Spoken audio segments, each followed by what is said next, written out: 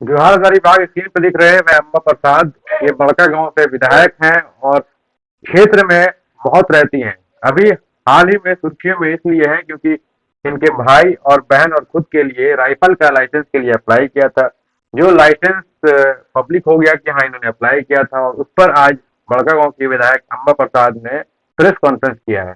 Press conference करके बताया कि उनकी जान को खतरा है, क्योंकि कुछ दिन पहले ही उनके जो प्रतिनिधि हैं उनकी हत्या कर दी गई थी, इसीलिए उन्होंने लाइसेंस का अप्लाई किया है। और भी जानकारी जो है उन्होंने प्रेस कॉन्फ्रेंस करके बताया है कि क्यों वो लाइसेंस का अप्लाई कर रही हैं।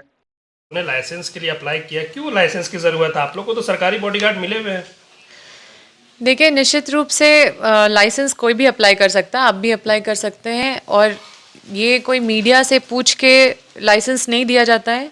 अधिकारी अपने स्तर से ये इन्वेस्टिगेट करते हैं कि अगर इनका जान खतरे में है, अगर इनका लाइफ थ्रेट है, कोई मतलब कोई असामाजिक तत्व के टारगेट में अगर हम लोग हैं, तो निश्चित रूप से लाइसेंस का अलॉटमेंट किया जाता है।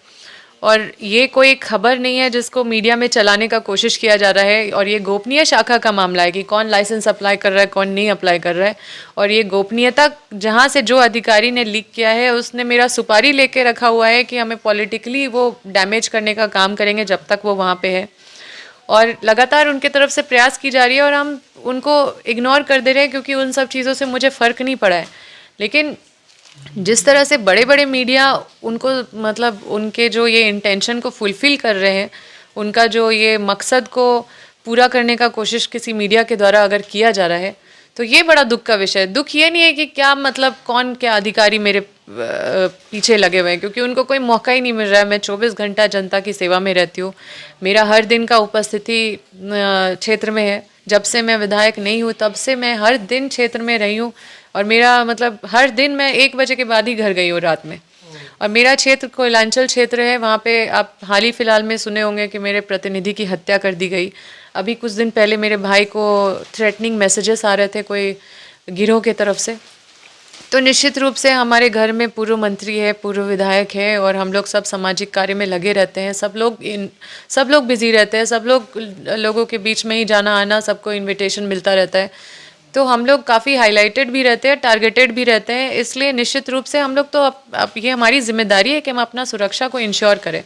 अब ये जो सरकारी गार्ड हैं वो आते हैं, कोई छुट्टी में रहते हैं, कोई जाते हैं, इनका आना जाना है लगा रहता है। और जिस तरह से आज मीडिया में ये भी खबर फैलाने की कोशिश की जा रही है कि मेरा गार्ड हाउस गार्ड वापस ले लिया गया है या मेरा सुरक्षा वापस ले लिया गया है, ये तो मुझे समझ में नहीं आता। ये खबरों मेरे मुझे टारगेट करके इस तरह की खबर चलाने का उद्देश्य क्या है? हाँ हाँ, मुझे लगता है कि हाउस गार्ड और सुरक्षा गार्ड जो है वो हर पदाधिकारी के, हर नेता के कम कर दिए गए हैं अभी, क्योंकि अभी बड़े पैमाने पे पुलिस ट्रेनिंग में गए हुए हैं। और मेरा कोई भी गार्ड कम नहीं किया गया है। और मेरा हाउस गार्ड भी आप आए होंगे तो देखे होंगे कि वो गेट पे ऑलरेडी वो ड्यूटी कर रहे हैं।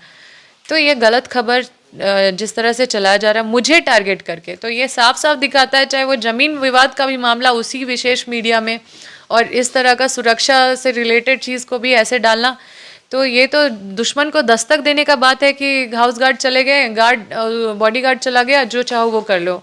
दूसरा सवाल ये है कि ये गोपनीय मैटर है। तो ये गोपनीय मैटर कैसे लीक हो रहा है हज़ारीबाग जिला से? कौन लाइसेंस अप्लाई कर रहा है, कौन क्या अप्लाई कर रहा है? आप भी अप्लाई कर सकते हैं। और ये चीज़ सिर्फ मैं अप्लाई नहीं की हूँ झारखंड में, तो फिर ये बता दे कि किसको किसको लाइसेंस दिया है झारखंड में। तो ये भी गोपनीयता को उजागर करना चाहिए फिर। आप और आपके भाई तो चलिए क्षेत्र में घूमते हैं, आप भी एक प्रतिनिधि हैं। आपकी बहन को लाइसेंस क्यों चाहिए? वो कौन सा है? देखिए, वो भी क्षेत्र में रहती है, घूमती फिरती रहती है, आती जाती रहती है। अब हमें अगर कमज़ोर करना है तो ज़रूर हमारे ही, देखिए हमारे प्रतिनिधि तो हमारे परिवार के सदस्य की तरह, मतलब हम लोग के जितने कार्यकर्ता हैं वो हमारे परिवार के सदस्य हैं।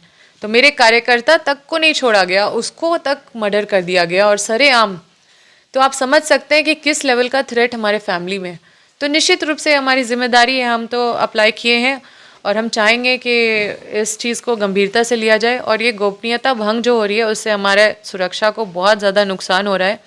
और अगर कल को कुछ होता है तो क्या वो जो बड़ी मीडिया है क्या जिम्मेदारी लेगी हमारे सुरक्षा में अगर कुछ भी आँच आता है तो इस तरह की गोपनीयता को भंग करके क्या वो मीडिया जो है वो ये जिम्मेदारी लेगी कि हमारी सुरक्षा भंग उनके वजह से हुई है?